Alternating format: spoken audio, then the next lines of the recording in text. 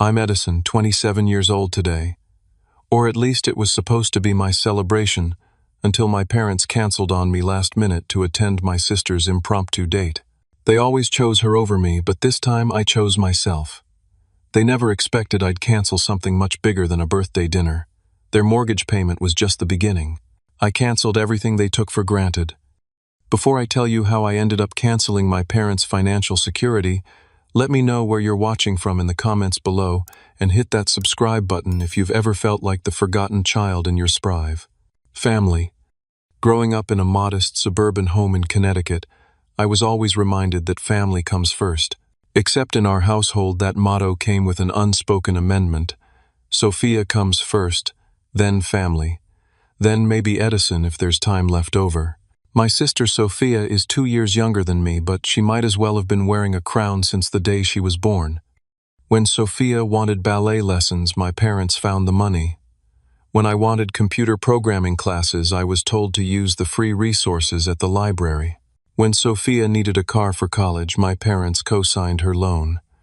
When I needed transportation, I took the bus until I saved enough from my part-time jobs to buy a used Honda with 200,000 miles on it.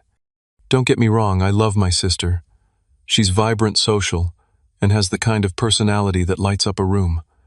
I'm more reserved, analytical, and prefer smaller gatherings to big parties. But the disparity in how we were treated wasn't about our personalities. It was about my parents' inexplicable preference. Despite the unbalanced dynamics, I excelled in school. Computers made sense to me in a way people sometimes didn't. I graduated with honors, earned a scholarship to a state university, and worked my way through college doing freelance coding projects. By 23, I had landed a job at a tech startup that valued my skills. By 25, I was making 6 figures as a senior software engineer. My financial success came at a time when my parents were struggling. The economic downturn hit them hard. Dad's construction business suffered, and Mom's part-time work at a florist couldn't compensate. They fell behind on bills, and their mortgage became a monthly source of anxiety. When they called me, voice trembling about possibly losing the house I grew up in, I didn't hesitate. I set up an automatic payment for their mortgage, $2,400 every month, directly from my account to their mortgage company. I didn't tell them it was automatic. They thought I was manually sending it each month, which made them call with gratitude regularly. That was 3 years ago. Sophia, meanwhile, jumped from job to job, relationship to relationship. She had a degree in communications but couldn't seem to find her passion. She lived in a nice apartment that our parents helped her furnish.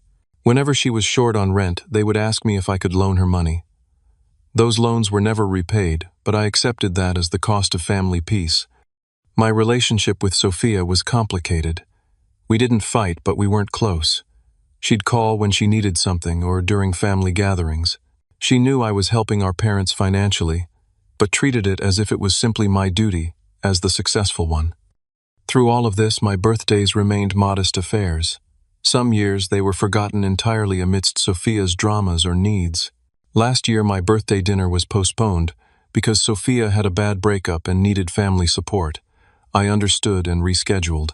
That dinner was eventually canceled too when Sophia got tickets to a concert and Mom and Dad wanted to drive her there. This year was supposed to be different. I turned 27 on a Saturday. No work conflicts, no excuses. I booked a reservation at Riverside, an upscale restaurant overlooking the water 3 months in advance. I invited my parents, Sophia, my best friend Marco, and a few close colleagues. Everyone confirmed. I was finally going to celebrate properly, not extravagantly but with dignity and the people who mattered to me. I even hired a small jazz trio to play during our dinner, knowing my dad loved jazz. I arranged for a custom cake that recreated my childhood favorite chocolate with raspberry filling and buttercream frosting. I had splurged on a new suit, navy blue with subtle pinstripes. For once I wanted to feel special. Mom and Dad seemed genuinely excited. "We wouldn't miss it for the world," Eddie Mom had said.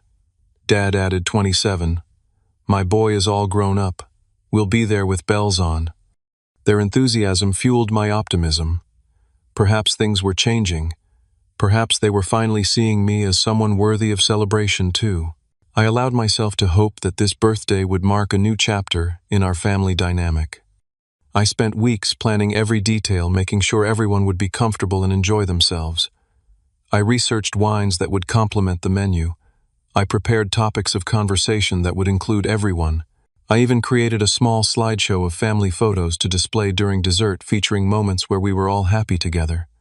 As the day approached, I felt a mixture of excitement and nervousness. Part of me still expected something to go wrong, but I pushed those thoughts aside. This year would be different. This year I would matter.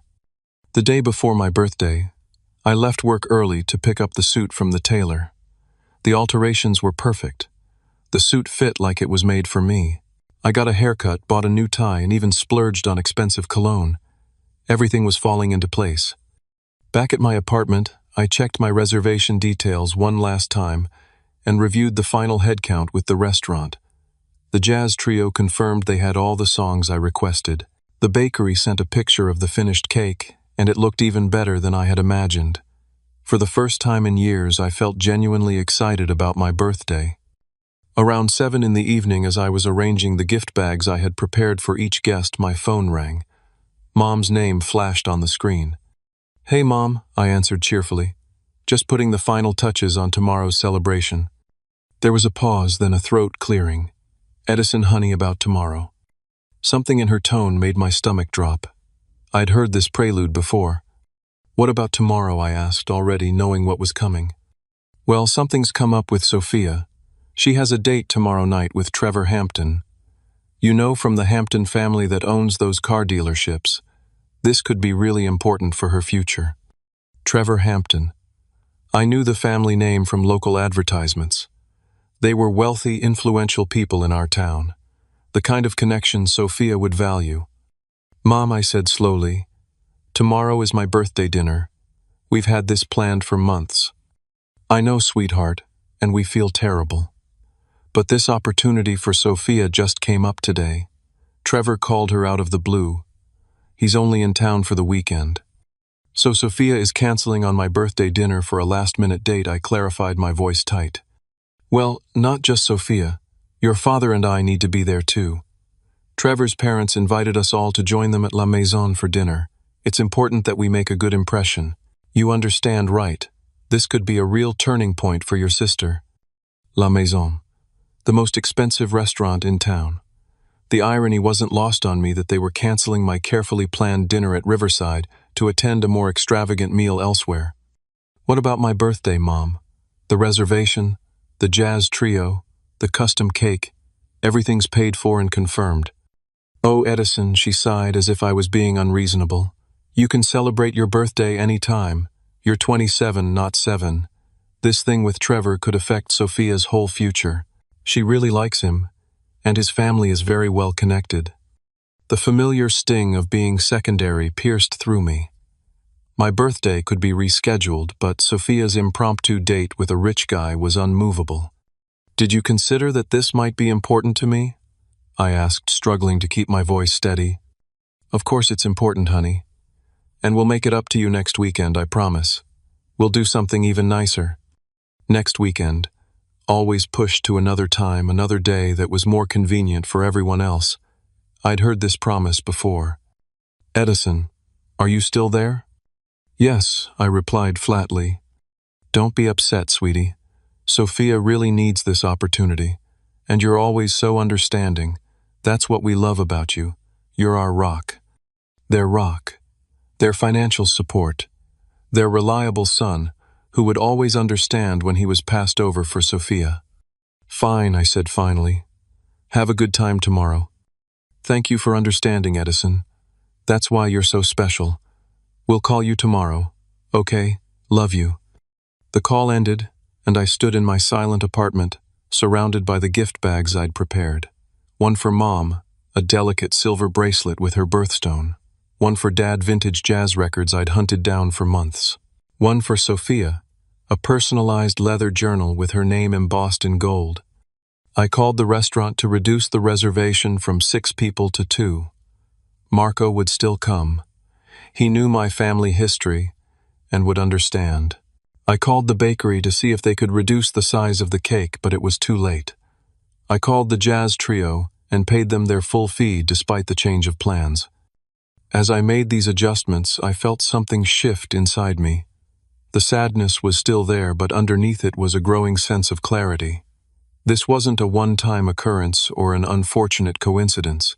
This was a pattern that had defined my entire relationship with my family. I sat on my couch, staring at the wall as the reality sank in. Nothing had changed since childhood. I would always be the one expected to understand, to accommodate, to sacrifice. And they would always take it for granted that I would. The worst part wasn't even the cancellation itself. It was the assumption in my mother's voice that of course I would understand. Of course I would step aside for Sophia. Of course my birthday, my feelings, my efforts didn't really matter. For the first time I allowed myself to truly feel the weight of all the disappointments, all the times I'd been sidelined for Sophia. The pain that had been building for years crystallized into something sharper, clearer. This wasn't just about a birthday dinner. This was about my place in my family, about my worth in their eyes. I went to bed that night with the gift bag still sitting on my coffee table, silent reminders of my perpetual position as an afterthought. The pattern started early. When I was 8, my birthday party was scaled down because Sophia had a dance recital the same weekend. By 10, I learned not to expect much. My birthdays were quick affairs, often overshadowed by Sophia's activities or needs. My 16th birthday, traditionally, a milestone, was barely acknowledged because Sophia, then 14, had made it to regional finals in a beauty pageant. College acceptance was another telling moment. When my Stanford acceptance letter arrived, there was brief congratulations before conversation shifted to Sophia's upcoming prom. When Sophia got accepted to our state university with a partial scholarship, our parents threw a party and invited the extended family. Financial sacrifices began early too. I started working at 16, saving for college. My parents encouraged this independence. "You're so responsible, Edison. Not like your sister. She needs more guidance." This guidance translated to financial support that was never equally available to me. After college, the pattern evolved rather than disappeared. When I got my first apartment, I furnished it with second-hand items and gradually saved for better pieces. When Sophia moved into her first place, our parents helped her buy new furniture, citing her need to make the right impression in her social circles. The mortgage arrangement began during a family dinner 3 years ago. Dad looked unusually stressed, barely touching his food. Mom kept giving him worried glances. "Everything okay?" I asked. After an uncomfortable silence, Dad admitted they were 3 months behind on their mortgage. The bank had sent a final notice. His construction business had lost several contracts, and they'd been using credit cards to stay afloat. "We might have to sell the house," Mom said tearfully. 30 years of memories. The family home. The place where, despite everything, I still felt connected to my roots. The thought of strangers living there, or worse, the bank repossessing it, was unbearable. "How much is the monthly payment?" I asked. $2,400. Dad said, his voice heavy with defeat. "We've tried refinancing, but our credit scores have taken a hit." That night I set up the automatic payment from my account. I didn't make a big show of it, just told them I would help out until they got back on their feet. Their gratitude seemed genuine, tearful even. For the first few months they called before each payment, checking if I was still okay with helping. Then the calls became less frequent. By the 6-month mark, the mortgage payment had become an unspoken expectation. I tried discussing the unfair treatment once, about 2 years ago. We were at Sunday dinner and Sophia had just announced she was quitting another job because it wasn't fulfilling. Mom and Dad were supportive, assuring her the right opportunity would come along. I gently pointed out that perhaps Sophia needed to build some resilience, that finding fulfillment often requires working through difficult periods. Mom bristled immediately. "Not everyone is like you, Edison. Sophia is sensitive. She needs to find work that nurtures her spirit." "And what about nurturing her bank account?" I asked. "Or her sense of responsibility?" Dad stepped in. "Your sister is finding her way. We need to support her journey." "And my journey?" I asked. "Does that get equal support?" The table fell silent. Then Mom reached over and patted my hand. "You're different, Edison. You've always been independent, always known your path. Sophia needs more guidance." Different, independent. the code words for, "We don't need to worry about you," or "We don't need to prioritize you." I tried therapy after that dinner. My therapist, Dr. Rebecca Cohen, helped me understand that I wasn't crazy for feeling hurt. She used terms like family scapegoat and golden child syndrome. She suggested setting boundaries, a concept that was foreign to me when it came to family. I read self-help books on family dynamics. I joined online forums where others shared similar experiences. I learned that my situation was surprisingly common, that many families unconsciously create these imbalanced dynamics. But knowledge didn't ease the pain. Understanding why my parents favored Sophia didn't make it hurt less when they canceled plans with me for her, or when they praised her minimal efforts while taking my substantial contributions for granted. The mortgage payments continued. Month after month, $28,800 per year flowing from my account to keep my parents in their home. I never mentioned it, never used it as leverage. It was my way of showing love, even when that love wasn't equally returned. In addition to the mortgage, there were other financial supports. When Dad needed a new work truck, I co-signed the loan. When Mom wanted to start a small garden business, I provided the startup funds. When their roof leaked, I paid for the repairs.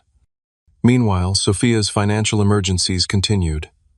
An unexpected car repair, a security deposit for a new apartment after a fallout with a roommate, a professional wardrobe for a job she kept for 3 months. Each time my parents would call explaining why Sophia needed help, how this would be the thing that finally got her on track. And each time I transferred the money, telling myself I was helping my family. But in quieter moments, I wondered if I was enabling a dysfunctional system, one that would never change as long as I kept supporting it. The morning of my 27th birthday, I woke up alone in my apartment. No calls yet, no texts.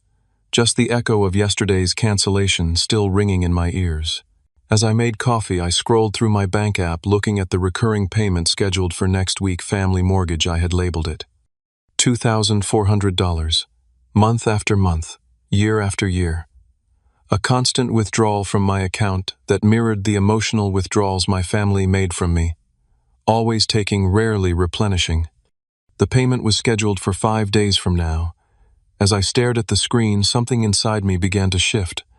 A quiet voice that had been whispering for years was finally getting louder. Maybe it was time to listen. My actual birthday passed quietly. Marco came over with takeout from Riverside, a small attempt to salvage the evening. We ate in my living room, the jazz playlist I'd created for the restaurant dinner playing softly in the background. "They canceled on you again," Marco said. It wasn't a question. "Sophia has a date with Trevor Hampton," I replied, trying to keep my voice neutral. Potential husband material, apparently. The whole family had to be there to make a good impression. Marco put down his fork. "Edison, this isn't right. You know that, don't you?" I nodded slowly. "I've always known. I just thought, I don't know what I thought, that things would change eventually, that if I was successful enough, supportive enough, they'd finally see me. And now?" I gestured around my empty apartment at the gift bags still sitting untouched on my coffee table. Now I'm 27, sitting in my apartment on my birthday, while my family is at La Maison with the Hamptons, probably not giving me a second thought. "What are you going to do about it?" Marco asked. That was the question, wasn't it? What was I going to do? Continue as I had been funding their lives while accepting my place as an afterthought? The thought made something twist inside me. "I don't know yet," I answered honestly. After Marco left, I sat alone with my thoughts. The apartment felt too quiet, too empty. I opened my laptop and pulled up my banking information, staring at the list of payments to my parents' mortgage company. 36 payments over 3 years. $86,400 total. What had I received in return? Occasional gratitude that faded as the payments became expected. My sister continued to be the priority. My birthday dinner could be canceled without real consideration. I thought about what Dr. Cohen had said during our last session. Boundaries aren't about controlling others. They're about clarifying what you will and won't accept in your life. What was I willing to accept? The question rattled around in my mind as I clicked through my bank statements, looking at all the ways I'd financially supported my family while receiving little emotional support in return. Around midnight, I called Marco. "I think I'm going to stop paying their mortgage," I said when he answered. Silence on the other end then. "That's a big move, Edison. Are you sure?" "No," I admitted.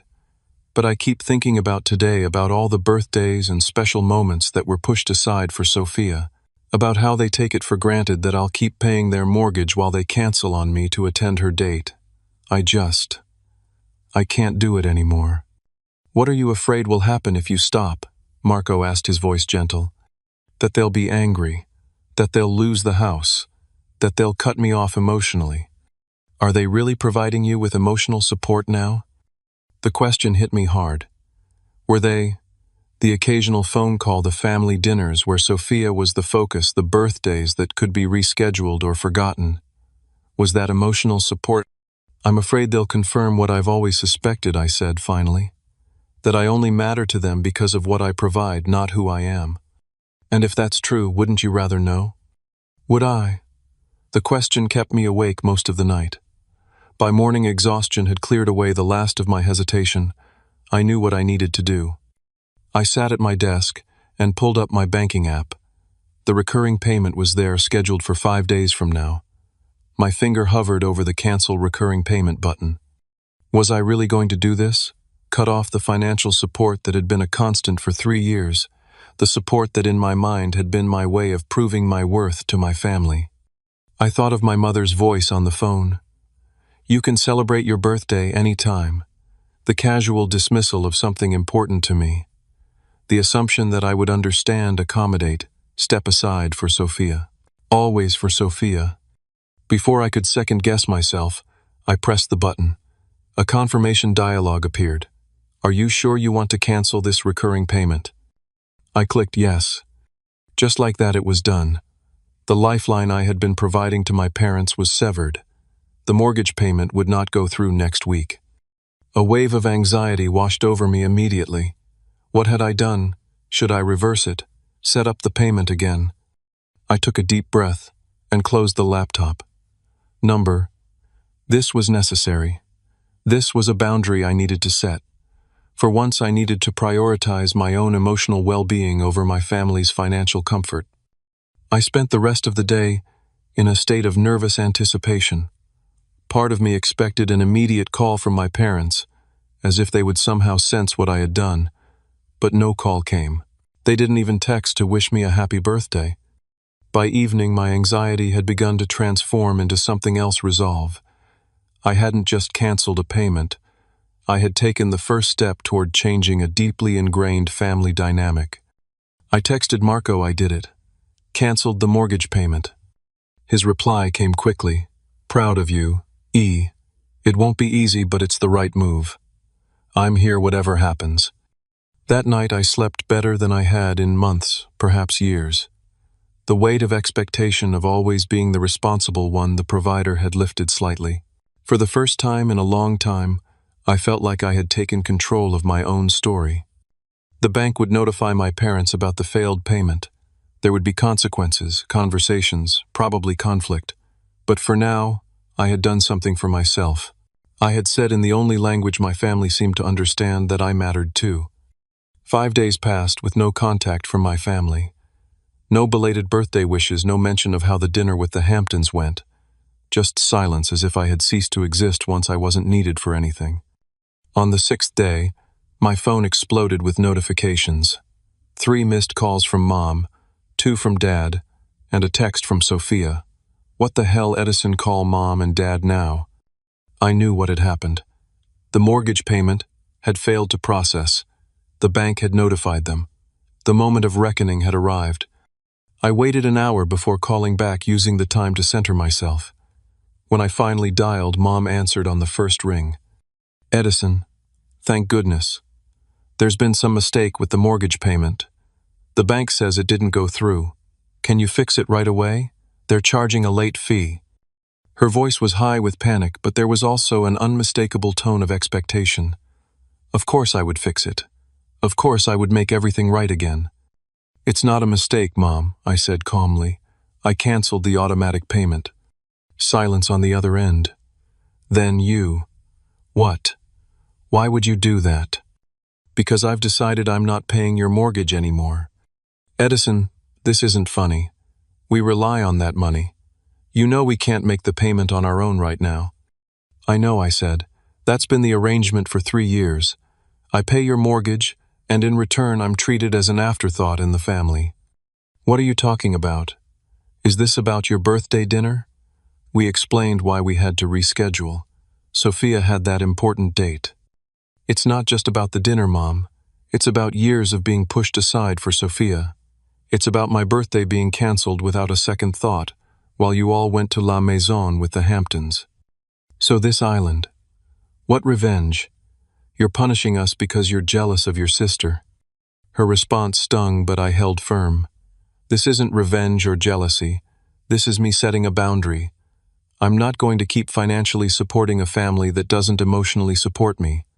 I can't believe what I'm hearing. After everything we've done for you. What exactly have you done for me, Mom? In the last 3 years, what support have you given me that compares to the $86,400 I've paid toward your mortgage? We're your parents. We raised you. How dare you put a price tag on family? I'm not the one who put a price tag on family. You did when you made it clear that Sophia's date was worth more than my birthday celebration. I heard muffled voices, then Dad came on the line. Edison, what's going on? Your mother is upset. I've canceled the mortgage payment, Dad. I won't be making any more. A long pause. Son, if you're upset about your birthday, we can talk about that. But this mortgage situation is serious. We could lose the house. I understand that. I've understood it for 3 years, which is why I've been paying it. But I can't do it anymore. Not when it's so clear where I stand in this family. What does that mean, where you stand? You're our son. We love you. Do you, Dad? Because from where I sit, it seems like I'm valued for what I provide, not who I am. Another voice in the background. Sophia, let me talk to him, she was saying. Then Sophia was on the phone, her voice sharp. Edison, what is wrong with you? Mom and Dad are freaking out about the mortgage. You need to fix this. Hello to you too, Sophia. How was your date with Trevor Hampton? That's what this is about. You're having a tantrum because we missed your birthday dinner. Grow up, Edison. It was just a dinner. Her dismissive tone was the final confirmation I needed. It wasn't just a dinner to me, Sophia.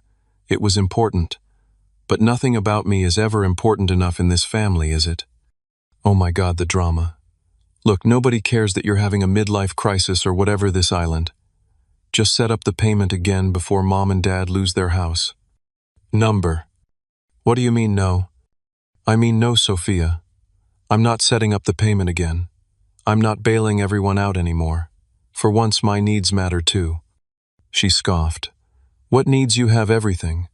The fancy job, the nice apartment, the money. What more could you possibly need? Respect, I said simply. Recognition.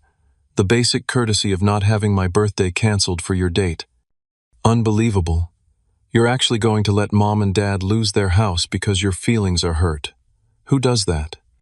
Someone who's finally standing up for himself. I heard shuffling then. Mom was back on the phone, her voice tearful. Edison, please. We can't lose this house. All our memories are here. Your childhood. Sophia's childhood. Please don't do this. The guilt trip. The emotional manipulation.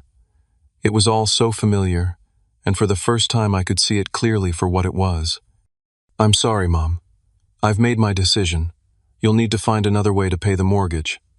We don't have another way. You know that. Then perhaps it's time to sell the house and find something more affordable. How can you be so cruel, she sobbed. After everything we've done for you.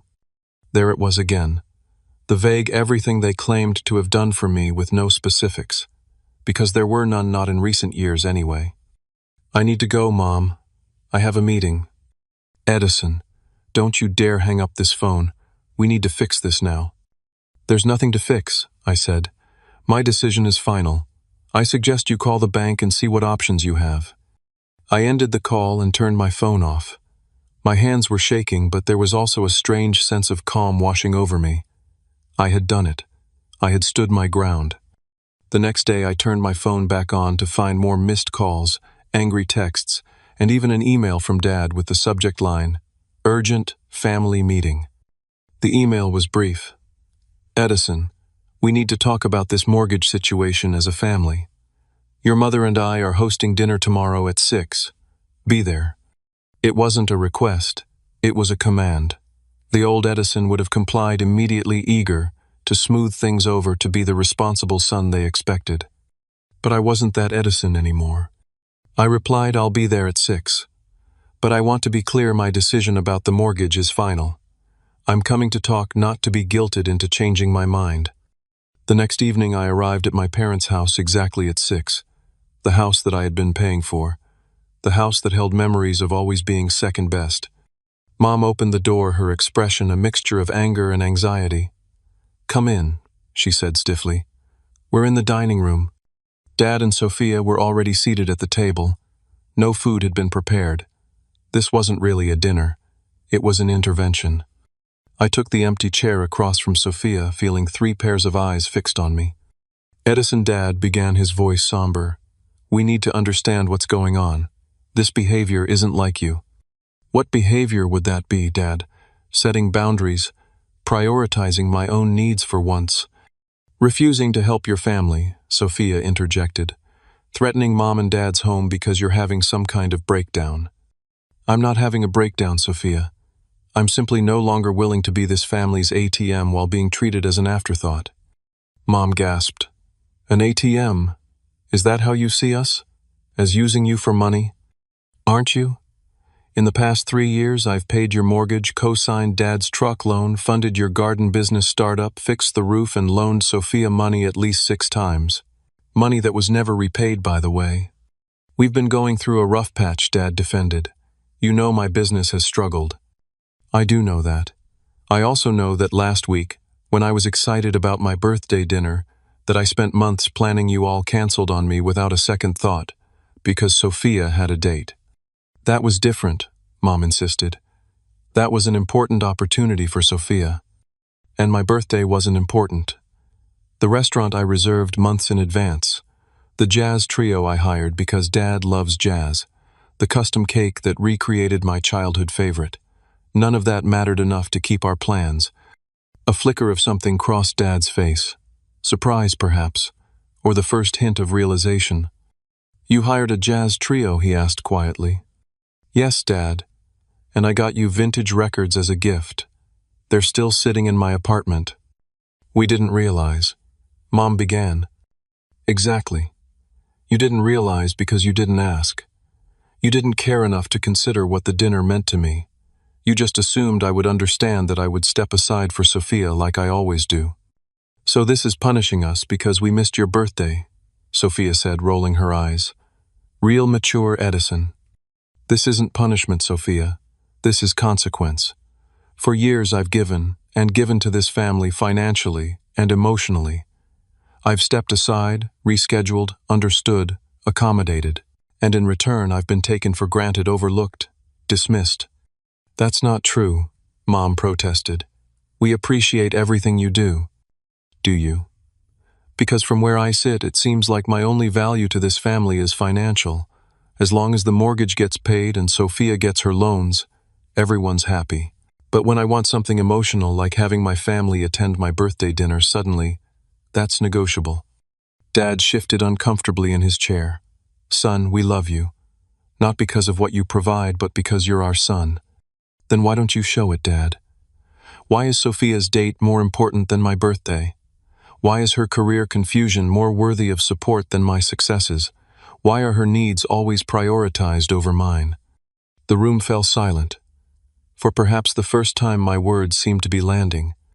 "We never meant to make you feel less important," Mom said, finally, her voice smaller. "Intention doesn't matter, Mom. Impact does. And the impact has been clear in this family. I come second. Always." Sophia stood up suddenly. "This is ridiculous. So we missed your birthday dinner. It happens. That doesn't justify threatening Mom and Dad's home." "Sit down, Sophia," Dad said, his tone surprisingly firm. "Let's hear Edison out." Sophia looked shocked, but complied, crossing her arms defensively. "I'm not threatening anything," I continued. I'm simply no longer willing to be financially responsible for this family while being emotionally neglected. I've spent 3 years and over $86,000 supporting you all. In return, I've watched Sophia get bailed out repeatedly, had my achievements minimized, and had my birthday canceled for a date that might not even lead anywhere. Trevor hasn't called me back, if you must know, Sophia muttered. I'm sorry to hear that I said, and I meant it. But that doesn't change the fact that all of you prioritized the possibility of his interest over the certainty of my celebration. What do you want from us? Edison Dad asked. What would make this right? It was the first genuine question anyone had asked me. I want to be valued in this family for who I am, not what I provide. I want my time, my feelings, my celebrations to matter as much as Sophia's. I want reciprocity and respect. And the mortgage, Mom asked anxiously. I won't be paying it anymore. That's non-negotiable. You'll need to figure out another solution. We can't afford it on our own, Dad admitted. We might have to sell. Then sell, I said, surprised by my own calmness. Downsize to something you can afford. It's what any financially responsible adult would do. Just like that, Mom's voice trembled. 30 years in this house, and you want us to just leave it behind. I don't want you to leave it behind, Mom, but I'm no longer willing to sacrifice my financial future to maintain your past. 3 years was generous. It's time for a change. The silence that followed was heavy with the weight of truth finally spoken aloud. The week after our confrontation was tense. My parents called the bank to explain the situation and request options. As I expected, the bank was unsympathetic. 3 missed payments would trigger foreclosure proceedings. They needed to either make the payment or make arrangements immediately. Dad called me, his voice strained but less accusatory than before. The bank won't budge, Edison. We either pay or we lose the house. I understand, Dad. What are you going to do? A heavy sigh. We're meeting with a realtor tomorrow. If we sell now, we can pay off the mortgage and maybe have enough for a down payment on a smaller place. The news should have made me feel victorious, but instead I felt a complex mixture of sadness and relief. Sad that it had come to this, but relieved that they were finally facing financial reality. I think that's a wise decision, Dad. Your mother is taking it hard. This house, it's been our whole adult life. I know. I'm sorry it's difficult. But I think in the long run, living within your means will bring more peace than struggling to maintain something you can't afford. A pause then. When did you get so wise? I've had a lot of time to think about these things, Dad. About what's sustainable and what's not. Not just financially, but emotionally too. Another pause. I've been thinking about what you said. About always putting Sophia first. I never saw it that way, but looking back, maybe there's some truth to it. It was the closest thing to an acknowledgement I'd ever received from him. Thanks, Dad. That means a lot to hear. The conversation ended amicably, a small step toward healing. Sophia was less accepting of the new reality. She texted me a few days later. Happy now, Mom's been crying for days about losing the house. I replied, I'm not happy about anyone's pain, but I do think this change is necessary for everyone. Easy for you to say from your fancy apartment that WE helped you get. This was news to me. What do you mean you helped me get my apartment? Mom and Dad co-signed your first lease. Remember, when you were just starting out? She was referring to a 6-month lease on a studio apartment 7 years ago when I had just graduated college. They had co-signed because I didn't have established credit yet despite having the income to cover rent. That was 7 years ago, Sophia. And they didn't pay anything. They just co-signed. I've been financially independent since I was 18. Whatever. The point is, family is supposed to help each other. You're being selfish. I've helped for 3 years, Sophia. $86,400 in mortgage payments alone, not counting all the other financial support. What have you contributed? She didn't respond for hours. When she finally did, her tone had shifted. I didn't realize it was that much money. Most people don't spend that much on their family. I did it because I care. But caring has to go both ways. Another long pause before her reply. I'm sorry about your birthday. I didn't know you had hired a jazz trio and stuff. It wasn't a full acknowledgement of the pattern, but it was something. Thank you for saying that. Are Mom and Dad really going to have to sell the house? Yes, unless they can find another way to afford the mortgage. Dad's business isn't bringing in enough, and Mom's garden venture is still new. What if? What if I helped, I could move back and pay rent? The suggestion surprised me. Sophia had been adamant about her independence, about having her own space. That's between you and them, Sophia. But it would probably help. A week later, Mom called with news. We found a townhouse about 20 minutes from here. It's smaller, but it's nice. And with the equity from this house, we can buy it outright. No mortgage. That sounds perfect, Mom. Financial freedom will be a good change. Sophia's moving in with us temporarily, too. She's going to pay rent to help with utilities and property taxes. I think that's great. Really. A hesitation, then. We'd like you to come see the new place with us before we make an offer. Your opinion matters to us, Edison. Those words, your opinion matters, landed deeply. I'd be happy to, Mom. The townhouse was indeed smaller than their current home, but it was well maintained and in a pleasant community. 2 bedrooms instead of 4, a modest yard instead of their current half-acre. But it was within their means, something they could afford without struggle. As we toured the space, Mom linked her arm through mine, something she hadn't done in years. What do you think, Edison? Could you see us here? I think it's perfect for your next chapter, Mom. It's cozy but not cramped, manageable but still comfortable. Dad nodded in agreement. No more mortgage. No more stress every month about making payments. There's something appealing about that simplicity. They made an offer that day, which was accepted. The timeline was quick, 30 days to close on both properties. A whirlwind of packing, sorting, downsizing. I offered to help with the move, and to my surprise, they accepted gratefully rather than expectantly. The dynamic was shifting subtly but noticeably. During the moving process, Dad and I had a moment alone while carrying boxes to the truck. Edison, he said, setting down a heavy box and wiping his brow, I want you to know something. I'm proud of you. Not just for your success, but for standing up for yourself. It couldn't have been easy to confront us like that. It wasn't, I admitted. I was terrified. You forced us to face some hard truths. About our finances, yes, but also about how we've treated you compared to Sophia. I'm not saying we got everything wrong, but we could have done better by you. His words were a balm to years of hurt. Thanks, Dad. That means a lot. Your mother and I have been talking. We want to do better. Be more aware of the balance between you and your sister. It might take time for old habits to change, but we're trying. I nodded, feeling a cautious optimism. That's all I can ask for. The day they moved into the townhouse, I brought a housewarming gift, a small jazz record player for the living room, along with the vintage records I had originally bought for Dad's birthday gift. Mom cried when she opened it. Oh, Edison, it's perfect. As Dad set up the record player, Sophia approached me awkwardly.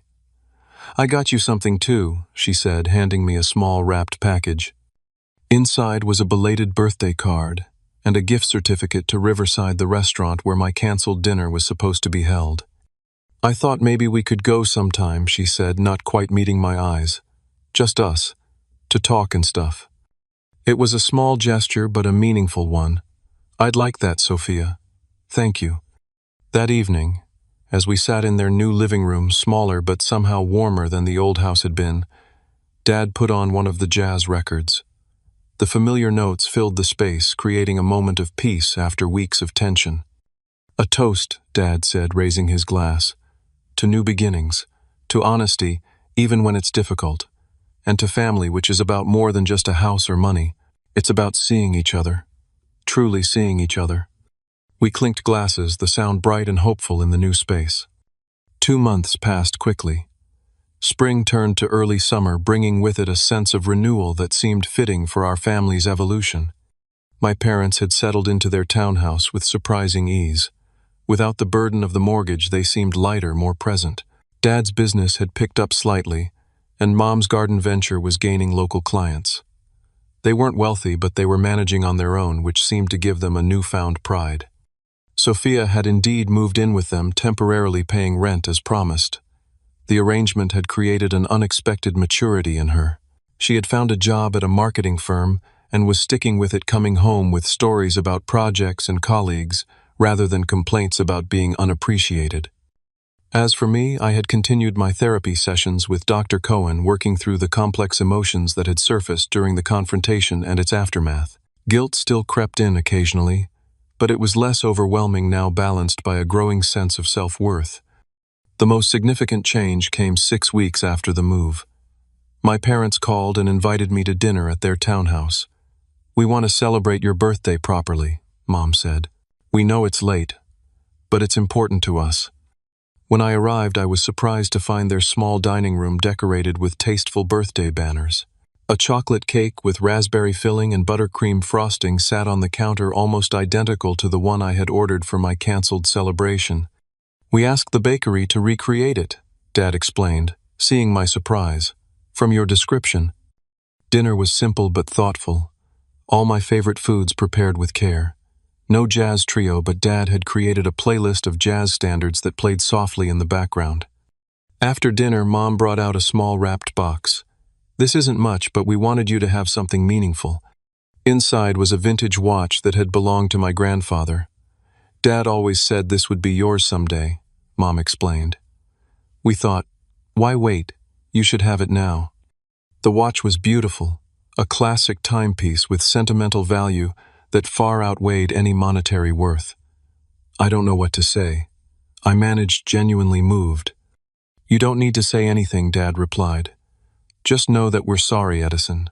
Sorry for the times we've made you feel less important, less valued. You deserve better from us." "We can't change the past," Mom added, "but we can work on the future, being more mindful, more equal in how we treat you and Sophia." Speaking of Sophia, she had been unusually quiet during dinner. Now she pushed a card across the table to me. "I got you something too." Inside the card was a handwritten note. "Edison, I've been thinking a lot about what you said, about how I've been the favorite all these years. I never saw it that way before, but looking back, I can see you were right. I'm sorry for taking you for granted and for not appreciating all you've done. I'm working on being more self-sufficient and less selfish. Thank you for the wake-up call, even though it was hard to hear. Love, Sophia." Attached to the card was a check for $1,000. "It's not much compared to what you've given me," she said, "but it's a start. I'm going to pay back all those loans eventually." The gesture, more than the money itself, represented a significant shift in our relationship. "Thank you," I said, looking at each of them in turn. "This means more than you know." As we ate cake and talked, I realized something had fundamentally changed in our family dynamic. There was more listening, more awareness of each person's contributions and needs, more balance. The changes weren't perfect or complete. Old patterns occasionally resurfaced. Mom still sometimes focused more attention on Sophia's stories. Dad still occasionally made assumptions about my willingness to help with technical issues without asking first. But now, when these things happened, I felt comfortable speaking up. "Mom, I was sharing something about my work before Sophia started talking." Or, "Dad, please ask if I have time to help," rather than assuming. And remarkably, they listened. They adjusted. They respected the boundaries I was setting. Our relationship was evolving into something healthier, something more reciprocal. I was no longer the family ATM or the perpetual afterthought. I was Edison's son and brother, a full and equal member of the family. The healing process wasn't linear. There were awkward moments, old hurts that resurfaced, misunderstandings that needed clearing up. But with each honest conversation, each acknowledgement of past imbalances, we moved forward. I continued to help my family when I could, but now it was from a place of choice rather than obligation or search for validation. I helped Dad create a website for his construction business. I advised Mom on scaling her garden venture. I reviewed Sophia's resume when she decided to apply for a promotion. But I also maintained my boundaries. When they invited me to a family event that conflicted with plans I had already made with friends, I declined politely but firmly. "I've already committed to something else that day. Maybe we can reschedule for the following weekend." And they did, without guilt trips or manipulation. Just simple acceptance that my time and commitments mattered too. The most profound change, though, was within me. The weight of resentment I had carried for years had lightened. I no longer felt the need to prove my worth through financial support or constant accommodation. I had found my voice and in doing so had discovered a new sense of peace.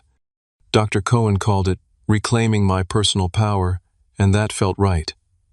I had taken control of my place in the family narrative, refusing to accept the role of perpetual supporter without reciprocal support. The journey wasn't about revenge or punishment as my family had initially feared.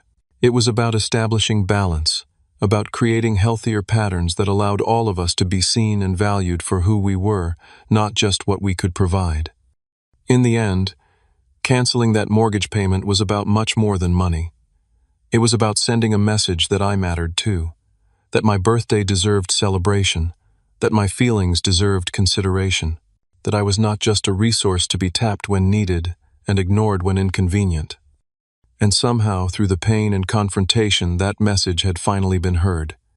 As summer bloomed fully, I found myself looking forward to family gatherings rather than dreading them.